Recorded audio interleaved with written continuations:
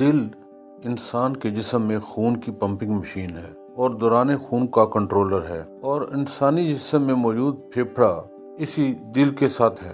جب ہم سانس لیتے ہیں تو ہوا کو ناک کے راستے سے اندر کشید کرتے ہیں۔ جب آکسیجن گیس خون کے ساتھ اتصال کرتی ہے تو خون آکسیجن کی ایک خاص مقدار اپنے اندر جذب کر لیتا ہے اور گندے اور زہریلے مادے سے پیدا ہوتی ہوئی گیس کو چھوڑ دیتا ہے۔ یہ زہریلی گیس ناک یا منہ کے راستے خارج ہوتی رہتی ہے۔ خالص اور چمکدار سرخ خون دل کی طرف واپس آ جاتا ہے۔ اس میں زندگی بخش خاصیتیں ہوتی ہیں۔ دل یہ خالص خون جسم کے تمام حصوں میں پہنچاتا ہے اور ہر حصے کو زندگی بخش خوراک پہنچا کر مضبوط بناتا ہے۔ خون صالح پیدا کرنے کے لیے نہایت ضروری ہے کہ تازہ ہوا ہر وقت کافی مقدار میں پھیپھڑوں میں پہنچتی رہے، ورنہ گندے مادے دوران خون میں جسم کی تمام مشینری کو زہریلا کر دیں گے۔ اگر تازہ ہوا کافی مقدار میں اندر کشید نہ کی جائے گی تو خون اپنا فرض منصبی مناسب طریقے سے ادا نہیں کر سکے گا اور جسم میں کوئی نہ کوئی بیماری پیدا ہو جائے گی۔ لہذا نہایت ضروری ہے کہ تازہ ہوا کافی مقدار میں اندر کشید کی جائے۔ خوش قسمت ہیں وہ لوگ جو کھلی اور تازہ ہوا میں زندگی گزارتے ہیں اور عمدہ صحت جیسی نعمت سے لطف اندوز ہوتے ہیں۔ آکسیجن نہ صرف جسم کے ہر حصے کو زندگی بخشتی ہے بلکہ قوت ہاضمہ کا فعل یا عمل زیادہ تر آکسیجن کا خون کے ذریعے خوراک میں اتصال کرنا ہے۔ آکسیجن کی مناسب مقدار پھیپھڑوں کے ذریعے حاصل کی جائے۔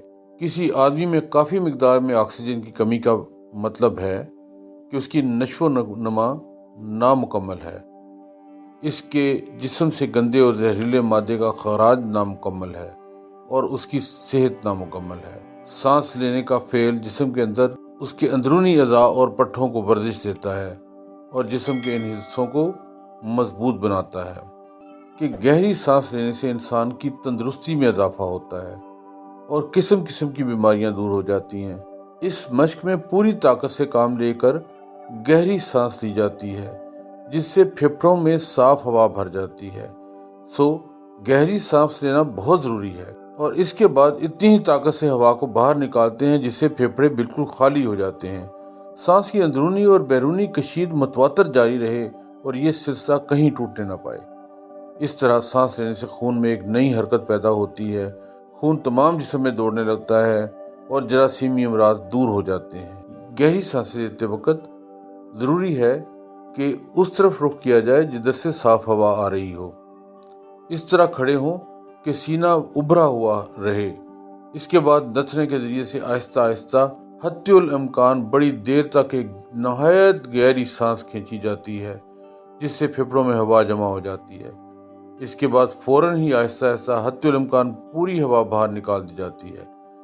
یہ مشق نہایت ہی سادہ ہے اور اس میں ذرا بھی دقت نہیں واقع ہوتی۔ اب اس پہ ایک مشق میں آپ کو بتا رہا ہوں، وہ یہ ہے کہ جس جانب سے ہوا آ رہی ہے ادھر منہ کر کے سیدھا بیٹھیں۔ بیٹھنے کی صحیح پوزیشن وہی ہے جو نماز میں اتحیات پڑھنے کی ہے۔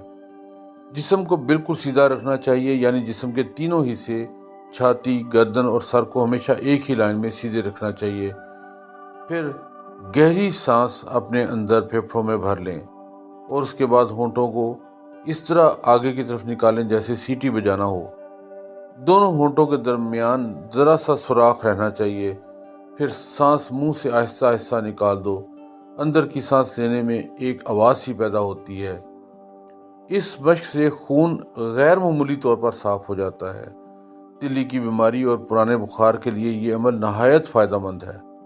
اگر بھوک کم لگتی ہے یا خون میں زہر دوڑ گیا ہے تو اس عمل کے کرنے سے شکایت دور ہو جائے گی۔ درد کولنج کے دفیع کا بھی یہ ایک نہایت حیرت انگیز علاج ہے۔ یہ مشق دن میں 3 یا 4 دفعہ اور اگر دل چاہے تو اس سے بھی زیادہ مرتبہ کر سکتے ہیں، مگر خیال رکھیں کہ ایک مشق میں 10 یا 12 منٹ سے زیادہ کا وقت صرف نہ کیجیے گا۔ پھر دوسرا طریقہ جو میں بتاؤں گا وہ یہ ہے کہ بیٹھنا اسی طرح ہے جس طرح اتحیات کے لیے بیٹھتے ہیں، تو ہونٹوں کے ذریعے سے اندر کی طرف سانس لیں۔ اس میں ہونٹ باہر نکالنے کی ضرورت نہیں ہے، ہونٹ بند کر لینے چاہیے صرف اس قدر گنجائش ضروری ہے کہ اندر سانس کھینچی جا سکے، پھر نتنوں کے ذریعے سے جس قدر بھی ممکن ہو سانس باہر کی طرف نکالو، حتیٰ کہ معدہ اور پیٹ سے مل جائیں۔ روزانہ یہ عمل بھی 2 سے 3 دفعہ کرنا چاہیے، جس سے مختلف امراض کے جراثیم مر جاتے ہیں اور بیماری پاس تک بھی نہیں آ سکتی۔ انسان طاقتور، خوبصورت اور حشاش بشاش نظر آنے لگتا ہے، کاہلی، غنودگی اور اپاہج پن مٹ جاتا ہے۔ سو ان مشقوں کو آپ دن میں 2 3 دفعہ 4 دفعہ کیجئے، اور اس سے آپ اپنے اندر ایک تبدیلی محسوس کریں گے، اپنے آپ کو حشاش پشاش فیل کریں گے۔ اس کو کیجئے اور اس سے فائدہ اٹھائیے اور بہت سی بیماریوں سے آپ نجات حاصل کیجئے۔ اللہ تعالی ہم سب کا حامی و ناصر ہو۔ خدا حافظ۔